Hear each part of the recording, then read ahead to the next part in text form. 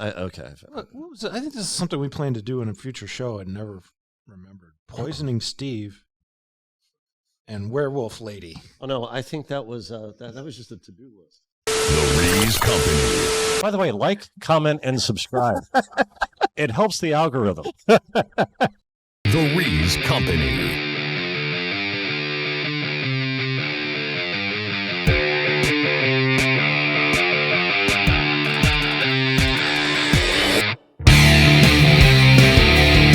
Crack open a tepid Genesee and watch the pictures as they travel through your neighbor's Wi-Fi. It's the Rees Company.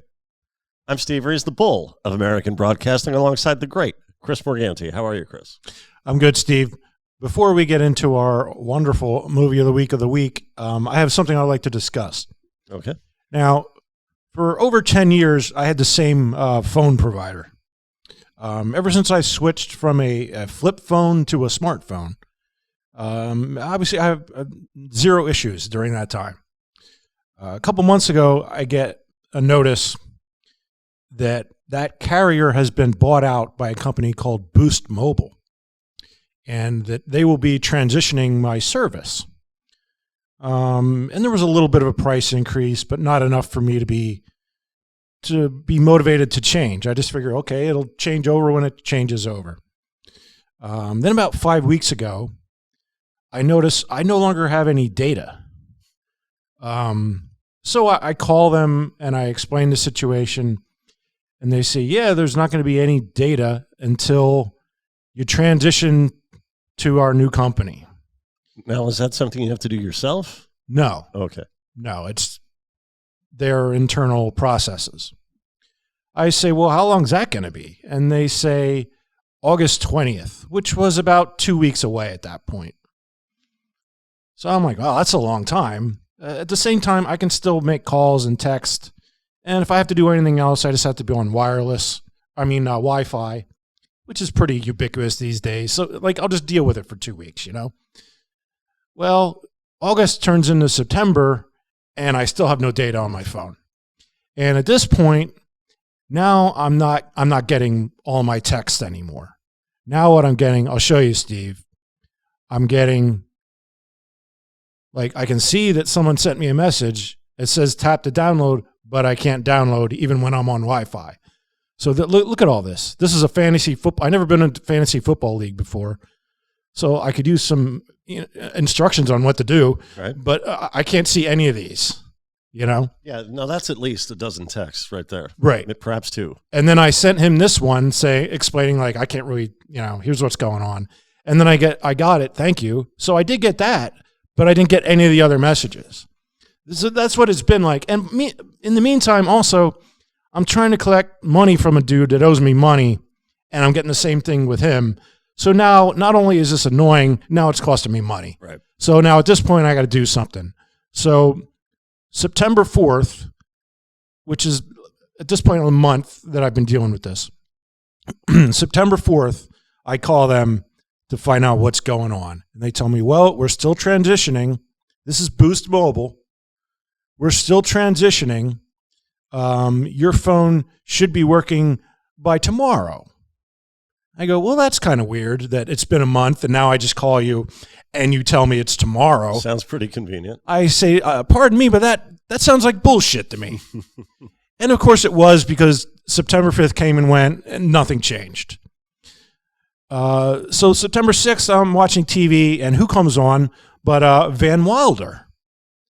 Apparently, he's made so much money from movies, none of which I've ever seen, other than Van Wilder. But apparently, he's bought a phone company, or at least a major portion of it, and he's now the spokesman.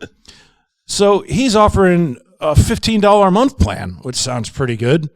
So I joined Van Wilder's company, and within less than 20 hours, Van Wilder ships me out a new SIM card. Now, I could be here next week complaining about Van Wilder, who knows, but Boost Mobile could have at any point just sent me a new SIM card and I could have popped it in and we'd be done with this, but they never offered to do that. So I guess what I'm saying, Steve, is fuck Boost Mobile. Don't ever use them unless you want no service. And frankly, the customer service people were just lying to me. I mean, when you call up and ask a question, it'll be done tomorrow. They're clearly just lying to me. Yeah, they're trying to get rid of you. Yeah, they want to get me off the phone. Yeah. So yeah, fuck them. I have to say, every time we talk about a made-for-TV movie, we have to refer to the characters by their Christian names, their real-life Christian names, Right. because you get confused. Yeah. And you choose to refer to Ryan Reynolds as Van Wilder. I think that's the first time you've referred to... No, if you remember last week, I called the kid from the Christmas Story Ralphie the whole time. Oh, okay, yeah. Yeah, so it just depends on what sticks into my head. But that is the character. Yeah, that's what I'm saying. Oh, I called him Ralphie, same as Van Wilder. It's the character I see name. what you mean, but that's also what he's most famous for and not the character in the motion picture that we watched. Yes, that's the whole point. Whatever they're most famous for is what I call them. Okay, let's. You ready for our movie of the week of the week? I guess. Chachi?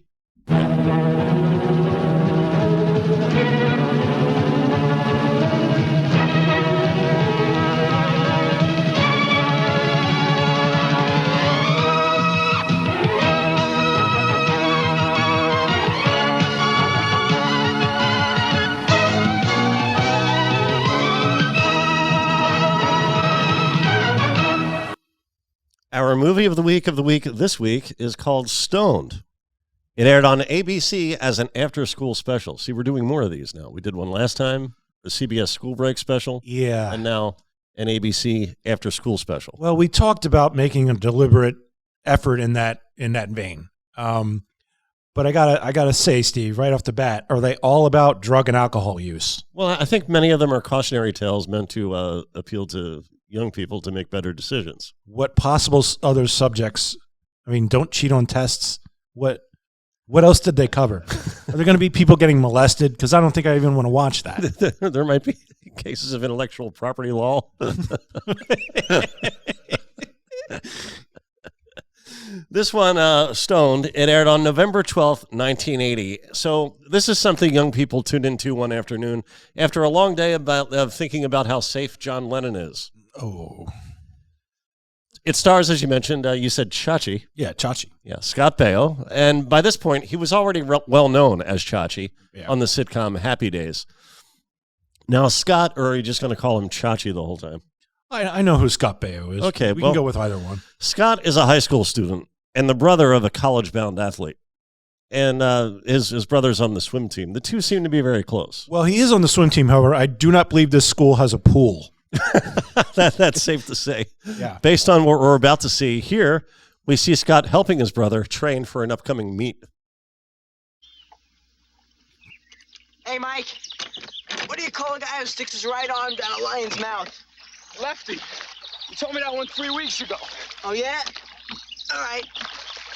What's green and red and goes 1,000 miles an hour, huh? What? Frog in a blender. All right, here's the last one. Ready for this? What do you call my brother Mike after the AAU meet? State champion. Yeah. I think I saw Fredo fishing in the background.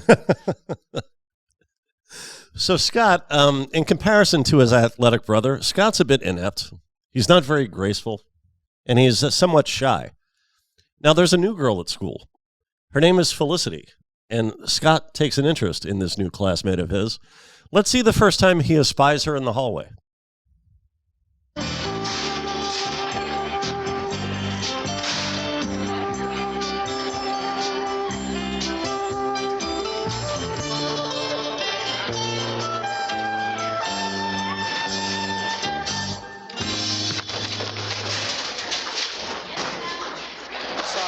Watch where you're going, Melon. Melon head. Yeah. Okay. Melon is Scott Baio's surname in this motion picture. Oh.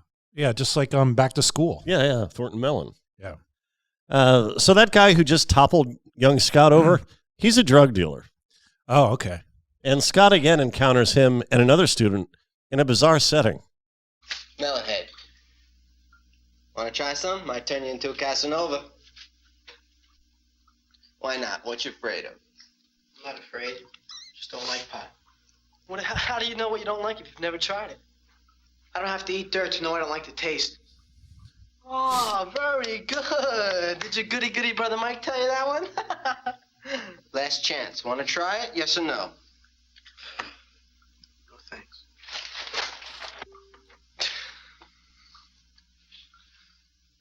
A goon like him, pot would definitely do him good. Yeah, a goon. Well, you're a couple of dudes standing in the same bathroom stall. It happens. Now, I did not realize that was the same guy that knocked the books out of his hand. That's weird because he was deliberately being a jerk to him in that scene. Yeah. He says, watch where you're going, but he wasn't going anywhere. He was just standing there. And then in the next scene, we'll see, he's trying to befriend him. Doesn't really make sense. Well, he's trying to sell drugs is what he's trying to do. See, I never saw any money take place. I assume that they just did all this out of friendship. Well, I'm sure. Now we do see the guy he was occupying the single bathroom stall with exchange money. He exchanges money with him. Yeah, but I never saw Chachi pay this guy. No, I don't think I did either. Yeah, that it's all done. It's seemingly out of friendship, but I don't know. Well, I think he's trying to create a market for himself for a future. Well, that is trade. Yeah, that is a common theme in these types of movies is that the drugs are always forced on you initially, you know, because that's how drug dealers operate. They give away product for free in the hopes that you'll come back to them. Right? Yeah, sure. So, I do think it's thoughtful of them to leave the other stall open for the availability to the handicapped. Sure. That's very thoughtful. Well, there could have been someone in there, you know, taking care of business. They didn't have to stand in. They didn't even have to go in there. They're not hiding from anybody. In fact, it's just a very odd thing to be doing. I mean, I guess you could duck down if a teacher comes in. I don't know. Well, Scott seeks the counsel of his elder brother regarding this his budding appreciation of Felicity. Okay. Look, forget about what I said to a smiling hi. Your own thing. I think you better start the clip over there. Walk up to her and tell her a riddle.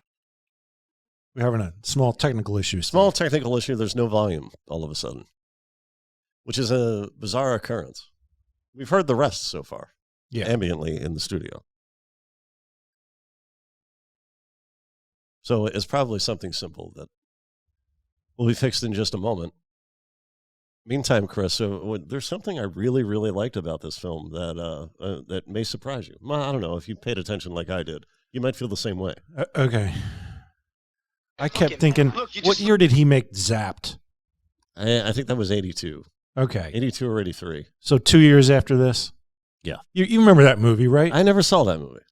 Well, he developed some sort of, I forget what the exact term is, telekinesis? Is that where you can move things with your mind? Yeah. And he uses it to undress other women in his high school. So yeah, that's the type of movies they made in the 80s. Okay. That would be a felony today. Just to be clear. It was portrayed as harmless fun. Just having a woman read for that role, or a young person read for the role of the woman who has that occur to her, right? That alone would be assault. Yeah, probably. We can't say what kind, Chris, but that would be considered assault by today's standards. Yeah. Okay. Let's see. Now, again, this is Scott and his brother. His brother's giving him advice on how to approach Felicity. A little shy, that's all. There's nothing wrong with being shy. It's all right. All right, look, forget about what I said to a smiling hi. I'm me and you're you. We got to find your own thing. Your riddles. Walk up to her and tell her a riddle. I bet she's never had an approach like that before. You really think that'll Yeah, work? you walk right up to her and you tell her a riddle. That's a great way to break the ice. Yeah. Yeah.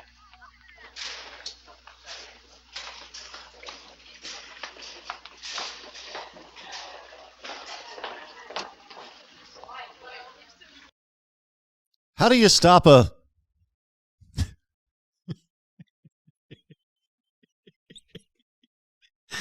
No, that's not what happens. Let's Are we going to go down that road?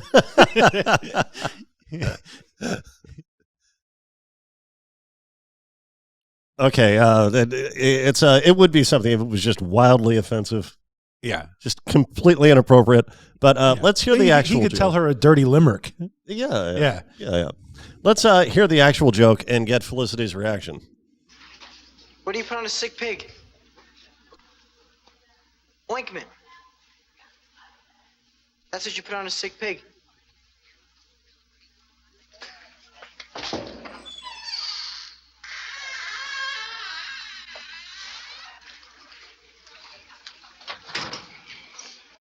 Now, Steve, you and I have both been associated with stand-up comedy for a good portion of our lives. Yeah. Was it the joke or the delivery? What was the problem there? A little of both. Yeah, definitely both. Yeah. Yeah, and I think her reaction was appropriate. Yeah. Buzz off, creep. All right, so we've watched an inordinate number of movies that have plot points regarding an upcoming big meet. Yeah. In fact, just last week, Peter Billingsley loaded himself up with roids to compete in track and field. Sure. And now Scott's brother, he's not cutting corners, but he is focused on this big event in which he plans to participate. Now, part of his preparation is to spend some time alone, taking a long drive, clearing his head. So he doesn't have much time for Scott. Bored and lonely, Scott takes a walk and encounters some familiar faces. What do you want? Just walking around. Hey, here, smoke this.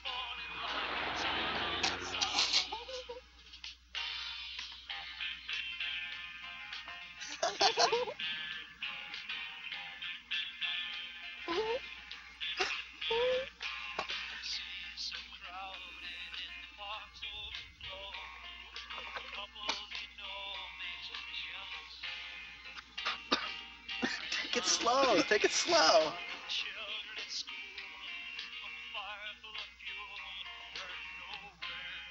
Slower. Hold it in. So funny. You don't feel anything? Nothing. Sometimes the first time you smoke, it doesn't affect you. Oops, getting late. I gotta go home. Yeah. Now, that's a key scene. Though we didn't need to see so much of it, I just really like that music they're listening to, and I couldn't find any information on it, even after Googling the few lyrics I can make out, because the actors just kept stepping all over it with their malarkey. Okay. So my only hope is we get a copyright claim on this episode that identifies the song and the artist, and we'll fight it and we'll win, but I'll have my answer. So, back to the movie. We all know what happens next. You want me to get YouTube's attention so that we can make that happen? Apparently, according to Steve, No. Yeah. No. Okay. well, we're not going to have that discussion tonight. No. What's this now? Why are we playing this again? Is this intentional? This is what occurred. This is the next scene. Oh.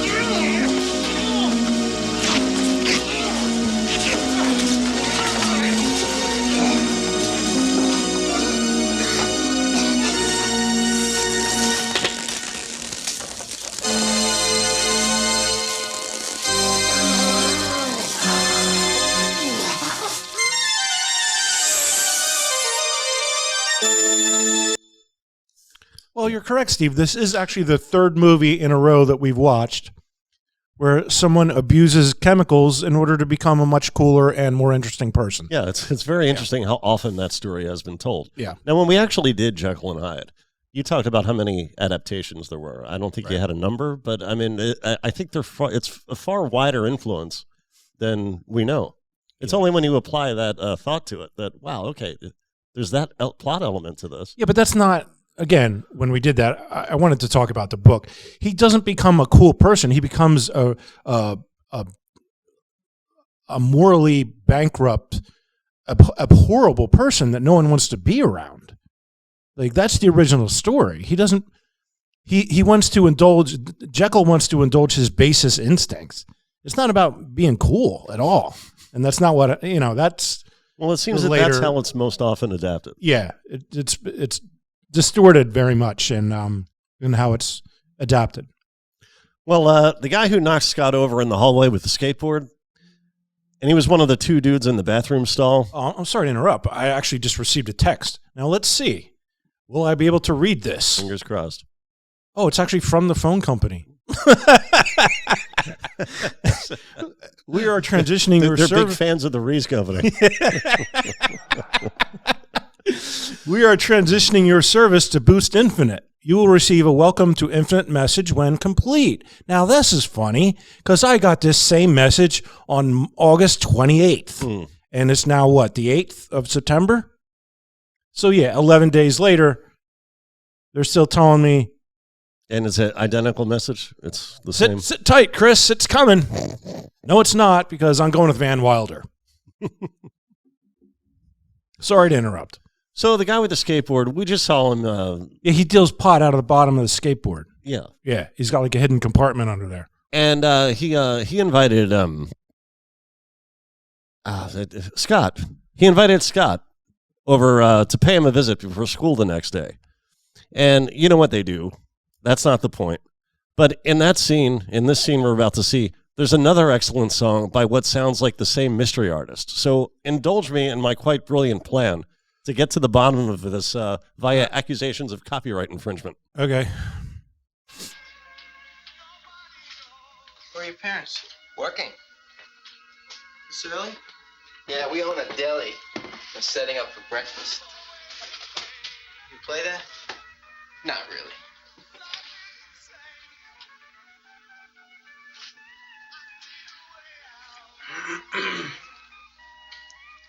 Why do I shout?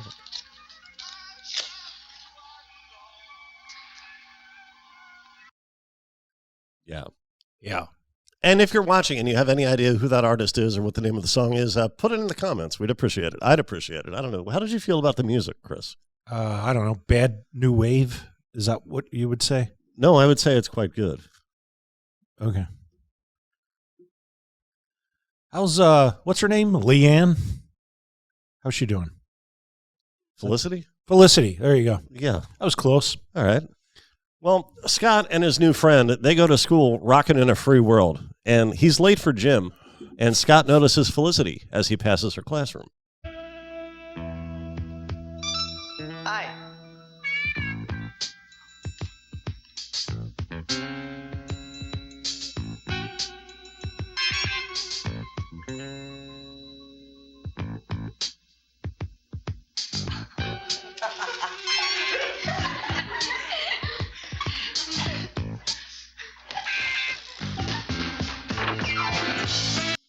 Yeah, good to see those improv classes paying off for Chachi.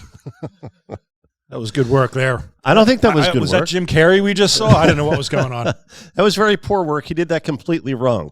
He grabbed and he pulled his head from the wrong direction. He pulled it forward. Yeah. He should have made it look like some phantom hen was pulling him backward. I think that's what he was going for. Well, he went the wrong way. But Yeah. of course, it works.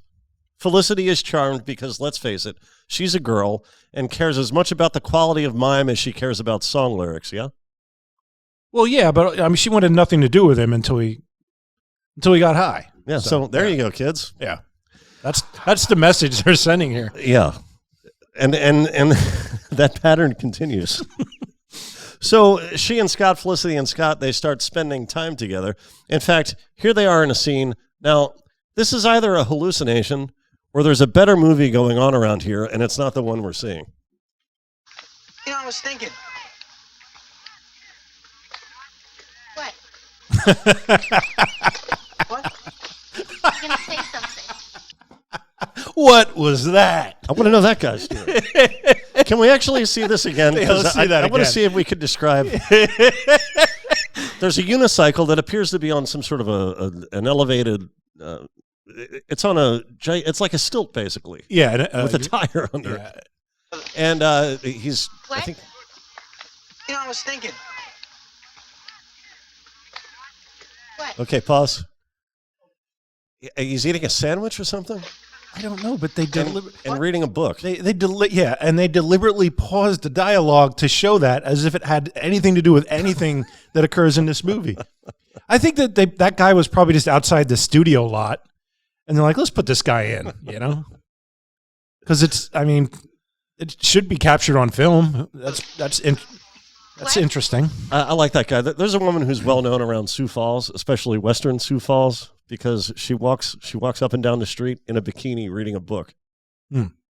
So there's actually, I believe there's a Facebook page for sightings of her, for people to say, we saw Bikini Bookwoman, as she's known Now, today. does she do this for her own avocation, or is this like the naked cowboy in Times Square? Oh, no. This is, she does it on her own, and she's been kind of like, not a folk hero, but a local celebrity. Yeah.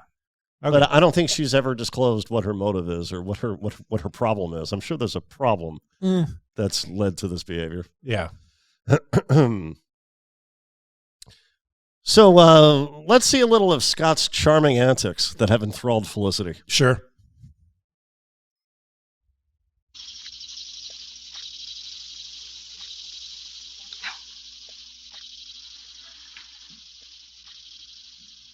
What light upon yonder window breaks? It is the east.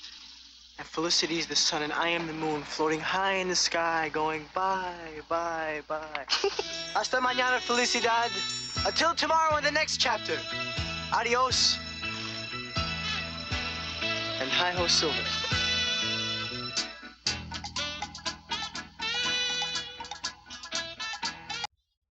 Yeah. What was that, Romeo and Juliet? Yeah. Yeah.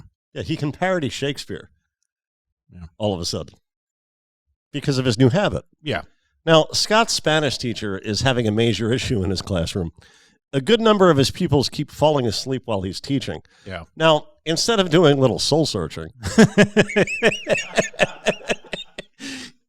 he attributes it to drug use among the student body.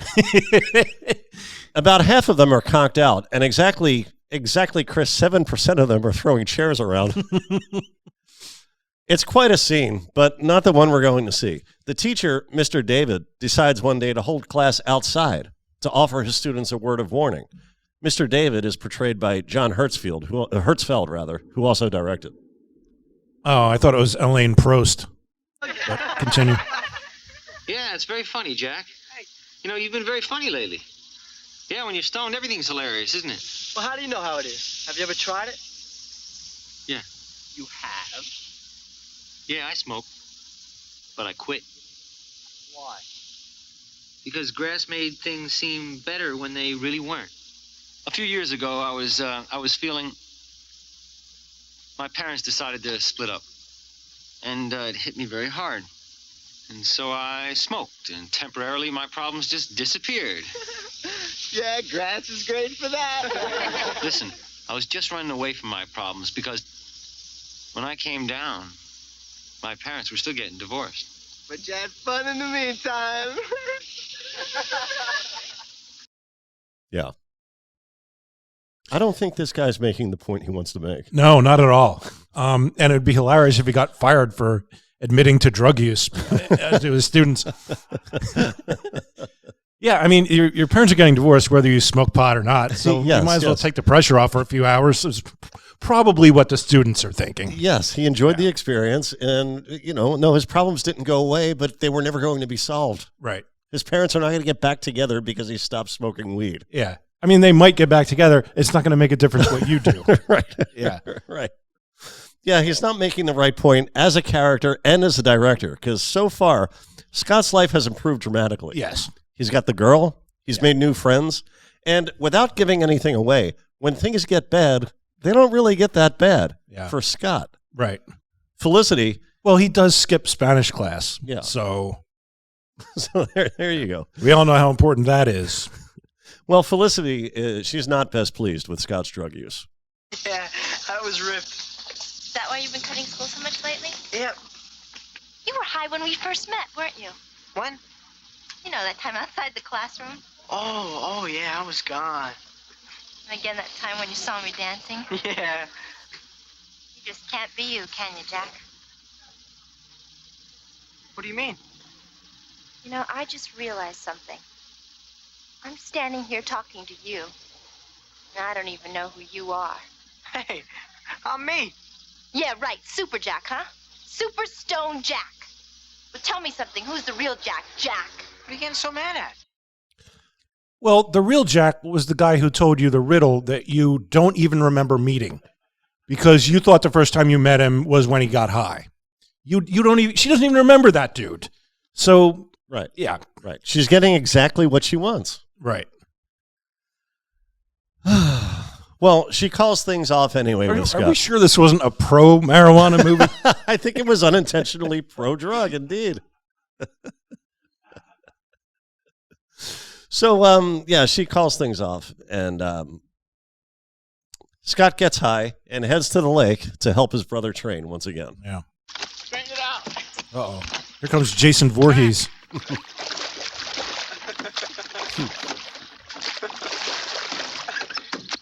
Straighten it out. I'm straightening it. What are you doing? What?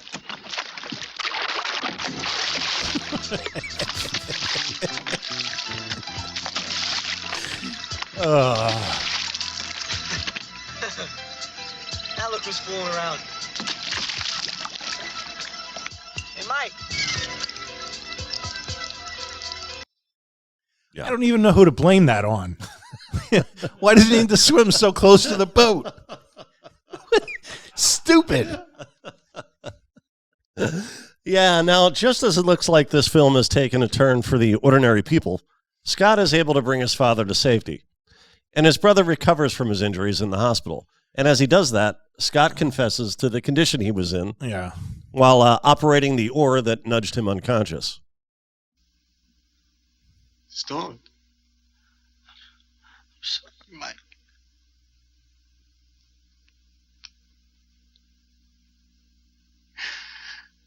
Do you know how long and how hard I've trained for this meet?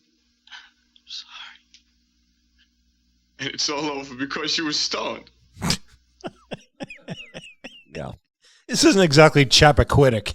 It's a freaking, the guy's got a bump on his nose from a rowboat. And Chris, yet another meet ruined before our very eyes.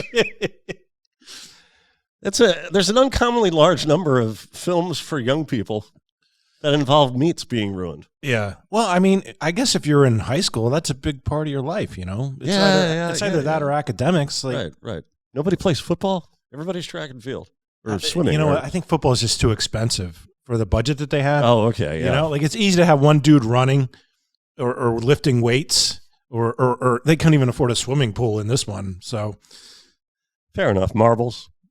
yeah. So their father shows up in a moment, and Scott, he's about to confess to their father, too, about being stoned during the incident. But before he can, his brother puts him over as the babyface who saved his life. Yeah. So Scott dumps his new friends and wins back Felicity, and everybody goes home. Wait, he got the girl back Yeah. with more riddles? No, I think he told her that he's clean now and that everything's Jake, and she agrees. Well, I give that a week until she realizes he's the same boring dude that she ignored before. Told the pig joke, yeah. Yeah. All I missed that at the end. I didn't realize or I just forgot. Well, anything you want to add before we rate it? No. Would you like to rate it first, or shall I? I'll rate it first. I don't see anyone watching this for entertainment value, much like last week.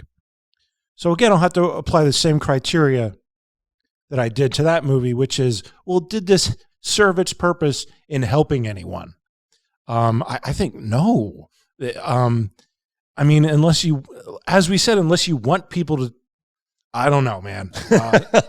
1 star, 1 Meredith. 1 Meredith Baxter, and I agree. I'm also giving it 1 Meredith. And that one is for the Kraken soundtrack. Okay. And I am grading this in good faith for a movie whose clear intention, as you pointed out, Chris, is to steer young people away from drug use. This fails as a cautionary tale. Yeah. The only person who suffers any consequences due to Scott's drug use was his straight-laced brother, who might be a little irked towards Scott for at least until the next meet. I mean, he got hit in the nose with a boat oar. My wife once hit me. She took a golf swing and I wandered into the way. I put that on the same level of whatever happened here. It's not exactly, you know what we didn't do is march ourselves down to Al-Anon right after that happened. So So what you're saying is the brother will probably get over it. Yeah, and I think Chachi will be back on the weed in about a month. And the best part of Chachi's new life, his relationship with Felicity, well, he has his drug-fueled antics to thank for that. Yeah. Scott learns nothing and loses nothing, and although he does fail one Spanish test, there was an opportunity here to display real consequences that befall young people who make poor decisions in a less heavy-handed and over-the-top manner as, say, a Go Ask Alice. And at that, this movie fails. So, once again, one Meredith Baxter for the soundtrack alone. Anything you'd like to say? Anything we didn't talk about you might like to talk about? Yeah, I just want to caution the kids out there, really don't mess up your life with drugs. Yeah, we're having a lot of fun here, but seriously, don't mess up your life with drugs. I mean, your dad probably has some beer in the fridge. Just go for that. You won't get in as much trouble. All right, in that case, I think we did it. For Chris Morgani and Jim Corhan, I'm Steve Reese. Oskiwiwi. Oskiwawa. Maganao. Tigers. You know, all we did it, Oh, thank God we got that figured out.